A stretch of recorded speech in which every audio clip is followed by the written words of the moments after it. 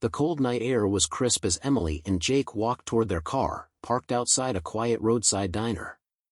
Their breath curled in the chilly air as they laughed softly about something unimportant, until they saw him. A German shepherd, thin and scruffy, stood a few feet away, watching them. His ribs were faintly visible beneath his unkempt fur, and he had a small cut near his left ear. His paws shifted slightly on the pavement, but he didn't run. He didn't beg. He just stared. "Jake," Emily whispered, her heart squeezing. "Look at him." Jake sighed. "Yeah, I see him." The dog took a hesitant step forward, ears pricked up as if waiting for something. Then, before either of them could react, he bolted straight toward them. Emily gasped and took a step back, but before Jake could even move, the dog leapt straight into the car.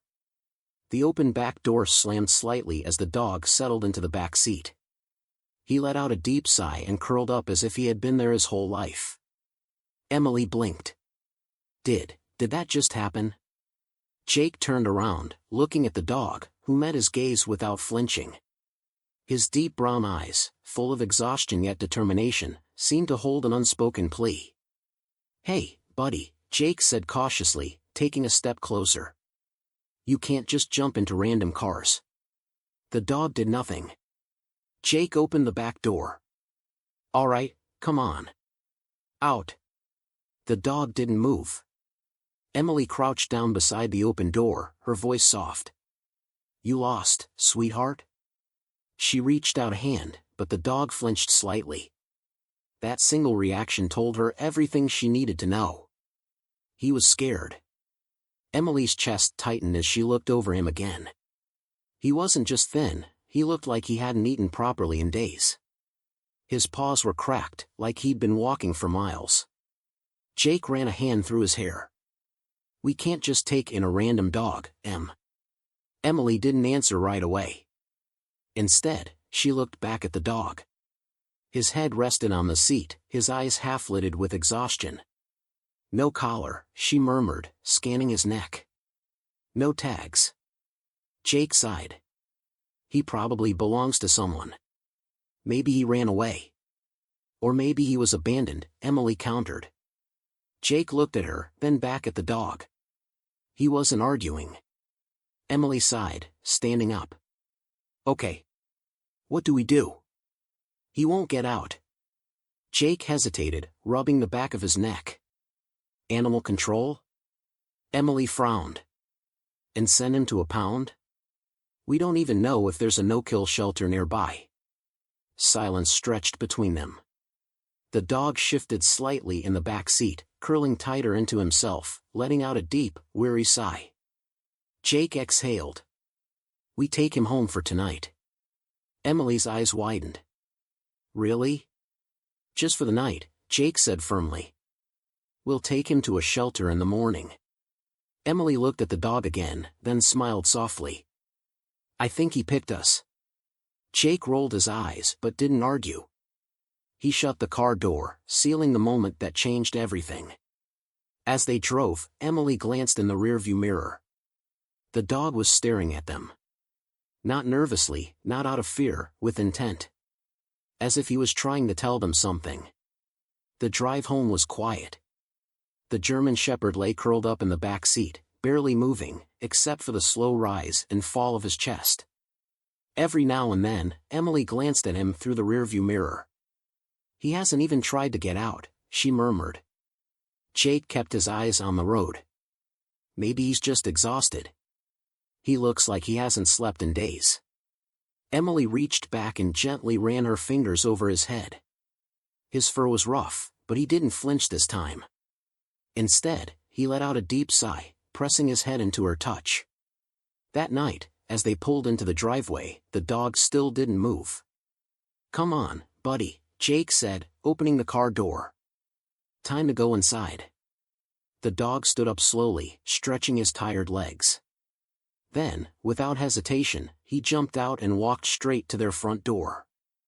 Jake stopped. "That's weird." Emily gave him a look.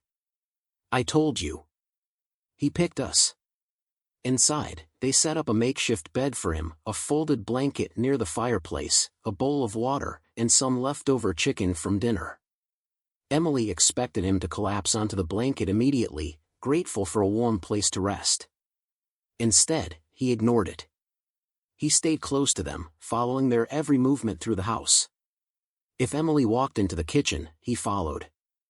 If Jake went to grab something from the other room, the dog trailed behind. "Looks like we have a shadow," Jake muttered, watching as the dog sat near Emily's feet while she washed dishes. Emily glanced down at him.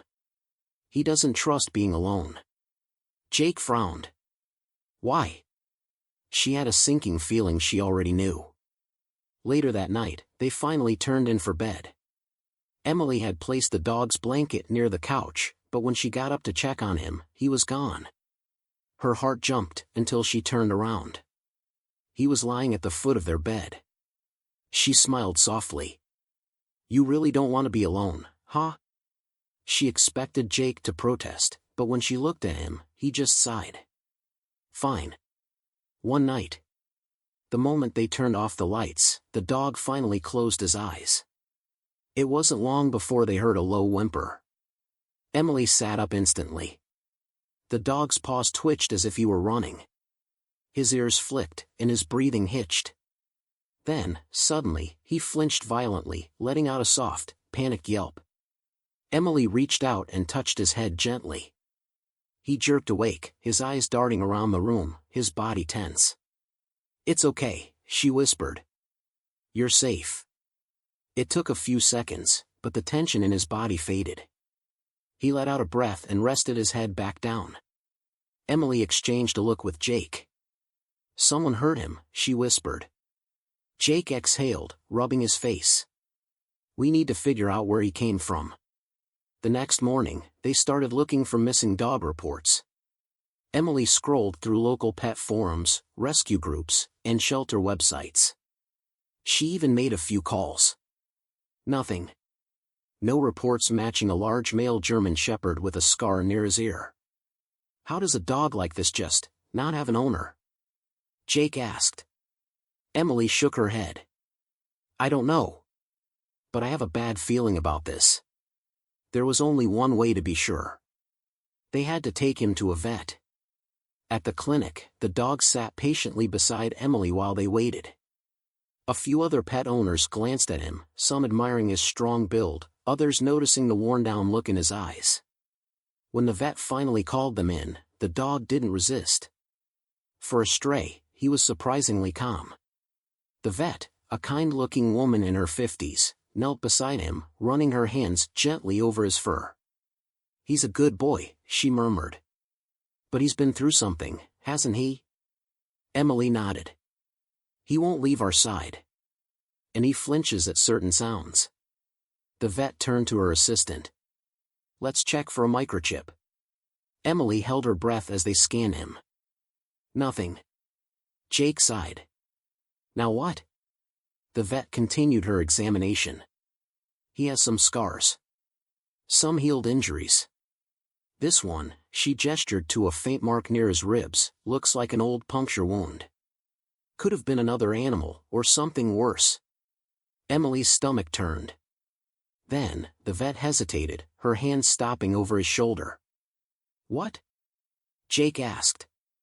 She gently pressed into his fur. "This scar. It's different." Emily leaned in. It was faint, but there, a long, thin scar that ran too cleanly to be an accident. The vet met their eyes. This wasn't from another dog. And it wasn't an accident. Emily swallowed hard. "You mean?" The vet nodded. "This dog has been through something serious." Silence filled the room. Jake finally spoke. "Then the question is, who did this to him? And why, despite everything, was he so attached to them?" The morning sunlight streamed through the living room window as Emily sipped her coffee, watching the German Shepherd rest beside the couch. He was still glued to them, never straying far, never letting them out of his sight. Jake walked in, stretching. "Any updates on missing dog reports?" Emily shook her head. "Nothing. No one seems to be looking for him." Jake sat down with a sigh. So what do we do? Keep him? Emily hesitated. I want to, but what if he belongs to someone? Jake rubbed the back of his neck. If he does, they haven't been trying very hard to find him. The dog lifted his head slightly, as if listening to their conversation. Emily set down her coffee and knelt beside him, scratching behind his ears. What do you think, buddy? Are you ours now? The dog's tail gave a slow, steady wag, but something in his eyes still held a lingering sadness. Jake leaned forward. You know, maybe he doesn't even remember where home is. Emily bit her lip. Then we have to help him remember. Later that afternoon, they decided to take him on a walk, hoping that familiar sights or scents might trigger something in his memory. They strolled down their usual route, the dog trotting beside them, ears relaxed. But just as they passed a cross street, everything changed. The dog froze. His body stiffened, ears snapping forward, muscles tensing like a coiled spring. Emily barely had time to react before he lunged forward, nearly yanking the leash from her grip. Whoa! Hey, slow down. Jake grabbed the leash to help, but the dog was determined. He pulled them down the sidewalk, past houses and parked cars, his nose working frantically as if he had caught a scent he knew. Emily's heart pounded. Jake, he recognizes something. The dog's pace quickened as they approached an old, worn-down house at the end of the street. His breathing grew heavy, a low whine escaping his throat. And then, as they reached the front yard, he started barking.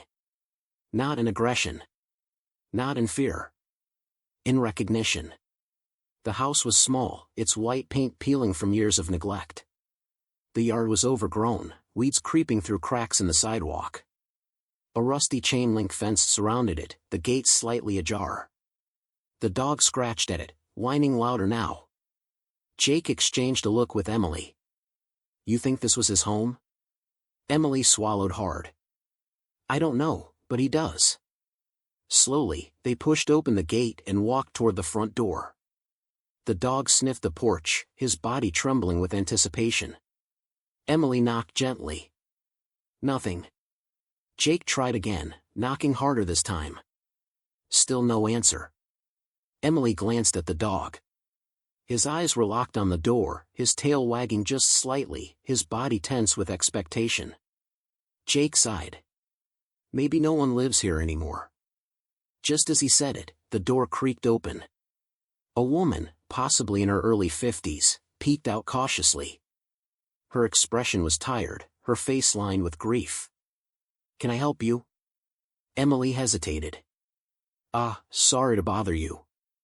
But, she glanced at the dog, who was now staring up at the woman with wide, desperate eyes. I think he might know you. The woman's gaze shifted down. In the moment her eyes landed on the dog, her breath hitched. Oh my God. She stumbled forward, her hand trembling as she reached out. The dog whined again, pressing his head against her legs, tail wagging furiously. Tears welled in the woman's eyes. Bruno? Emily's heart clenched. You know him? The woman nodded, covering her mouth as emotion overwhelmed her. I thought I lost him forever. Jake furrowed his brow. What happened? The woman wiped at her eyes and gestured for them to come inside. They hesitated at first, but the dog followed her without hesitation. The inside of the house was just as worn as the outside, faded furniture, scattered belongings, a place that had once been full of life but now felt empty. She motioned toward a small table, where an old framed photo sat. Emily picked it up. It was the woman, looking much happier, standing next to a younger-looking German shepherd. Bruno. The woman sank into a chair. He was my husband's dog. They were inseparable. Her voice cracked. My husband was a firefighter. Bruno was trained to stay by his side. Emily's stomach twisted. Was?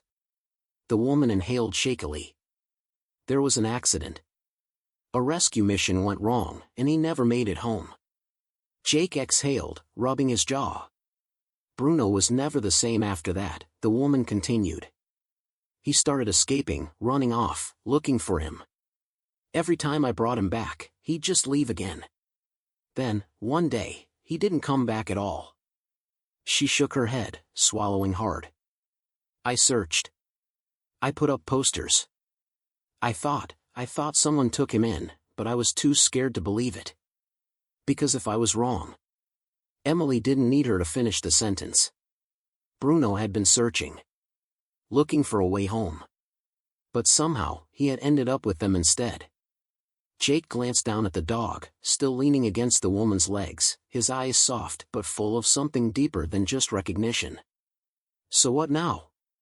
Jake asked gently. The woman ran her fingers through Bruno's fur, her lips trembling. I love him. I never stopped loving him. But I don't want him to feel trapped again. She looked at Emily and Jake. I can see he trusts you. Emily's throat tightened. Are you saying? The woman smiled through her tears. Maybe he found exactly where he was meant to be. Silence filled the room. Then Bruno stepped back, walking toward Emily and Jake. He turned, looking at them expectantly. As if he was waiting for them to decide.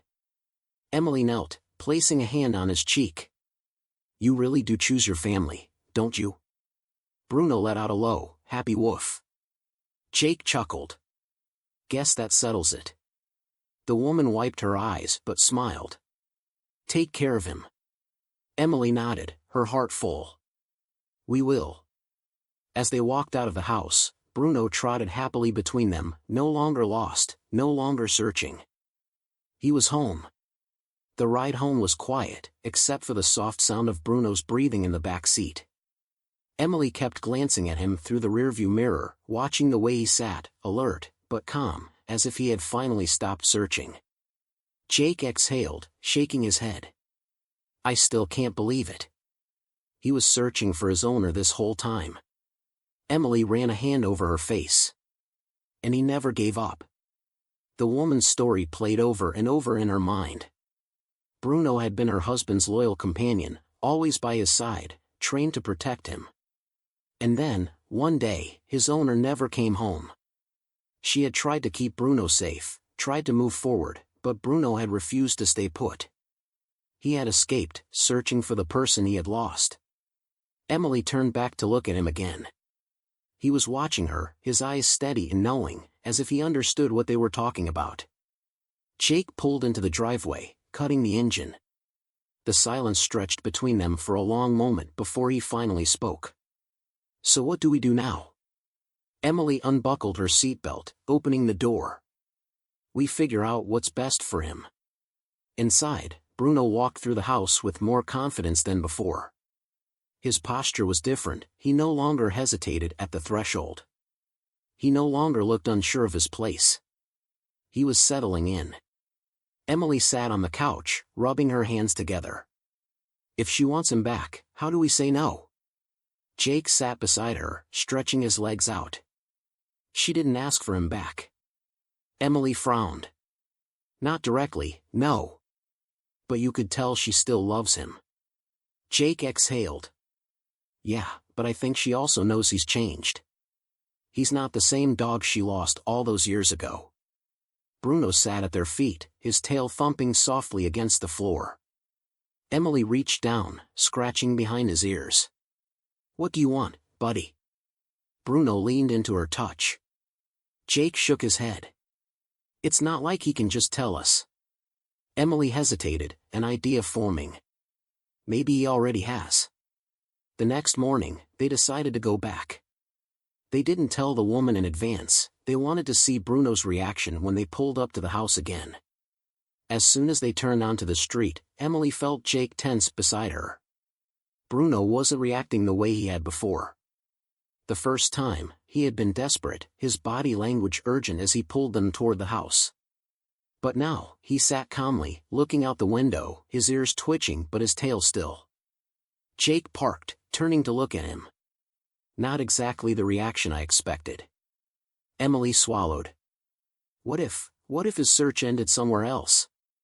They got out of the car.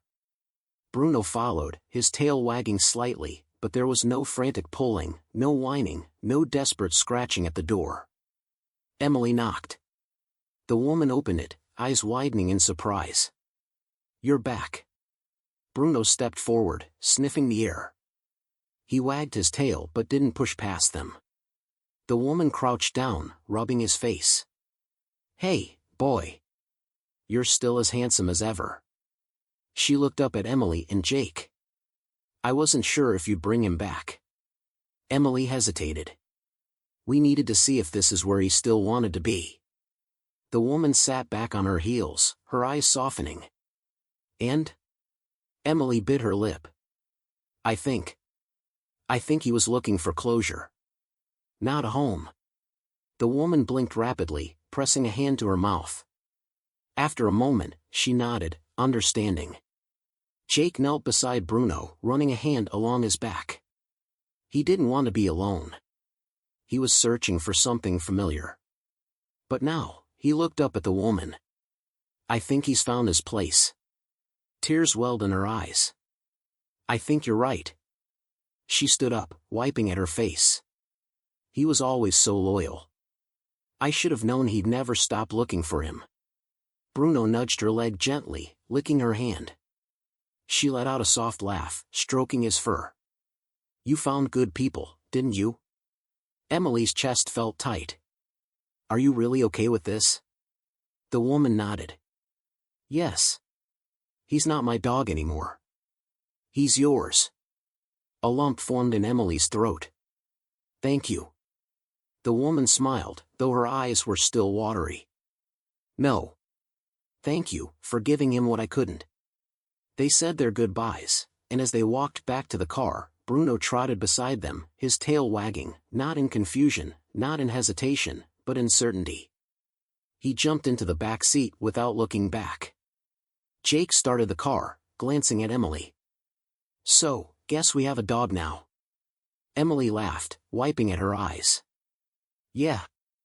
I guess we do." Bruno laid down, resting his head on Emily's shoulder from the back seat, letting out a content sigh. His search was finally over. He was home.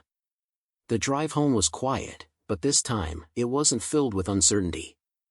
Bruno sat in the back seat, his head resting on Emily's shoulder, his deep, steady breaths filling the space between them. Jake glanced in the rearview mirror, shaking his head with a small smile. "He's not even looking back," Jake said. Emily ran her fingers gently through Bruno's fur. "Because he knows he's not lost anymore." The weight of everything that had happened over the past few days settled over them. Bruno had spent so long searching, running, hoping to find something familiar. But in the end, he hadn't chosen to stay in his old home, he had chosen them. When they pulled into the driveway, Bruno lifted his head, looking around as if recognizing the place. "Welcome home, buddy," Jake murmured as he opened the door. Bruno hopped out, stretching his legs, but instead of hesitating like he had the first night, he walked straight to the front door and sat down, waiting. Emily's heart squeezed. It was a small thing, but it meant everything. He knew this was home now. Inside, Bruno settled onto the couch, letting out a deep sigh as he stretched across the cushions. Emily laughed. "So much for the fancy dog bed." Jake shrugged. "Guess we're officially a 3-member household." Bruno's tail wagged, as if in agreement. That night, something happened that hadn't happened before. Bruno slept. Really slept. No flinching. No restless movements. No nightmares. He was finally safe. The next morning, as Emily set down his food bowl, she hesitated. "I was thinking, maybe we should rename him." Jake raised an eyebrow. "You want to change Bruno?" Emily chewed her lip. "Not change. Just, give him a new start. A name that's ours. Something that means he's not lost anymore." Jake looked down at the dog, who was watching them closely, ears perked. "How about Chance?" Jake suggested. Emily smiled. "Because he got a second one?" Jake nodded. "And so did we." She crouched down, running her hand through his fur.